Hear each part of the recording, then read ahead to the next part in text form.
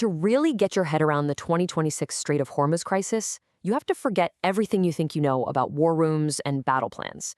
No, this is something else entirely. It's the highest stakes poker game in human history, and we're about to deal you in and show you every single player's hand.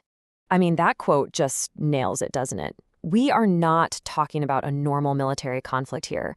This is a game where the entire global economy is the pot.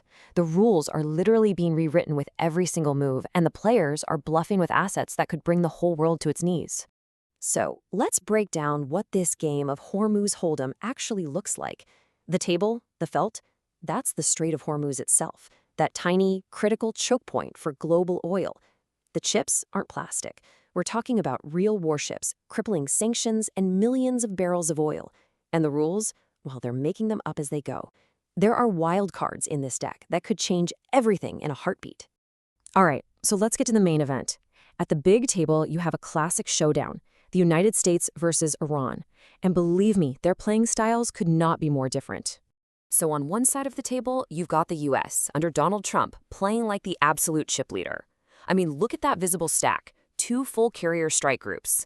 That is the poker equivalent of holding pocket aces. And their hidden stack is even more powerful, the dominance of the petrodollar and a global sanction system that can choke any country. But, and this is a huge but, the US has a massive weakness. Its tells. Contradictory public statements and crumbling political support back home are giving away the weaknesses in its hand for everyone at the table to see. And these tells are not subtle. You get a tweet screaming locked and loaded, and then hours later the military command has to quietly issue corrections behind the scenes. Or one day, Trump actually floats the idea of a joint toll system with Iran, and then a few days later he's threatening to seize any ship that actually uses it. For his opponents, it's like he's playing with his cards facing up, creating these massive openings they can drive a truck through.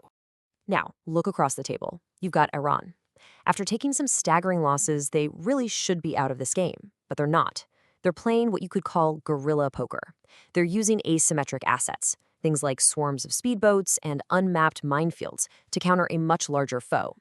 And their big play, their gambit, isn't to win more chips. No, it's to change the entire game. They've set up a toll system, but here's the kicker. It's payable in Chinese yuan. Their goal is to completely break the US-dominated rules and establish their own sovereignty over that strait. So you see the fundamental clash here, right? The US wants to use its overwhelming power to go all in, to force a final showdown and win the pot. Iran knows it can't win a straight fight like that, so its entire strategy is to disrupt the table, to avoid that showdown at all costs, and to rewrite the very rules of what it means to win. It's raw power versus strategic, cunning disruption. But hold on. While the US and Iran are locked in this stare-down, you've got other major powers playing their own games at the side tables, and they are using all of this chaos to their own advantage.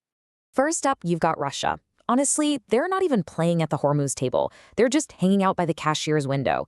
This crisis makes oil prices skyrocket, and Moscow is just raking in an extra $150 million a day. While the whole world is glued to the Persian Gulf, Putin is quietly getting a massive payday and diverting attention from his war in Ukraine. And then you've got China. Wow. China is playing a brilliant, patient long game here. Step 1, they step in and help broker a ceasefire, making themselves look like the calm, neutral peacemaker. Step 2, they use the disruption from Iran's new toll system to push the petro-yuan, which is a direct challenge to the US dollar's global dominance. But steps 3 and 4 are the most critical. They are studying.